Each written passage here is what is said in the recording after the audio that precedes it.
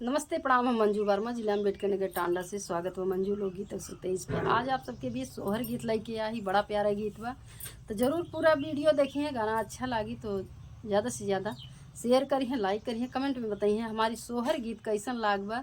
तो भौजी गर्भ से हैं, उनका मन टिकोरा खाए के कहत बा, खट्टा खाए के कहत बा। तो देखा भौजी कैसे कैसे मांगत है, घर में ना क्यों लाग देत बा, तो बागी में अपने जाती। तो आप लोगन देखिए, बहुत प्यारा गीत बा। सभी दर्शक का राम राम, जय सिया राम। नीलम धुरी, टांडा, जिला अम्बेडकर नगर से। तो हमें सुने सोहर गीत। मचिया ही बाई ठाल सासु होता बाऊ, हया राजकार बाऊ, हरिया राजकार हो। हे मोरी सासु दैना देतु बासे, कैडेलारिया होटी कोरा बिनई जाबाई हो। हे मोरी सासु दैना देतु बासे, कैडेलारिया होटी कोरा बिनई जाबाई हो। भले बौरा निरुए बाहुआ हो कि के ना, बाहुरा मैं हो कि के ना, बाहुरा वाई हो। हे मोरी बहुहर भागिया में बैठा, बामलिया हो तुहाई, चिन्ही ले आई हो। हे मोरी बहुहर भागिया में बैठा, बामलिया हो तुहाई, चिन्ही ले आई हो। मलिया तो चिन्हे चाहे मारे होता, चाहे पूरा गाँव चिन्ह, चाहे पूरा गाँव चिन्ह हो। हे मोरी सासु हमारा उजीवा, माँ चलाने होटी कोरा हम खाबाई हो। हे मोरी सासु हमारा उजीवा, माँ चलाने होटी कोरा हम खाबाई हो।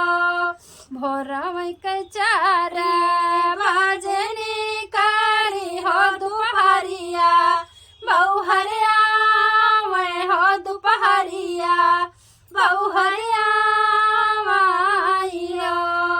हे मोरी बहुहरे राग राग पैसा, ही चटनिया होटी कोरा बिनी खाई न हो। हे मोरी बहुहर रागी रागी पीसा, थी चटनिया होटी कोरा बहुहर खाई न हो। एक महीना अकेला तल हो की दूसा, रे के लागत हो की दूसा, रे के लागत हो। हे मोरी भैया तीसरे में बाला, टीता होई है हो गरारा, भजना वाई हो। हे मोरी बहिनी तीसरे में होई, लागे पालाटी हो तगारा, भजना आई हो। आंगन में ठाड़ी लाही नाना दी हो, बीरन से लय लगा मैं हो, बीरन से लय लगा आई हो। हे मोरे भैया तोहरी धाना माली, या से फांसाली हो तगारा, भजना लेनी हो। हे मोरे भैया तोहरी धाना माली, या से फांसाली हो तगारा, भज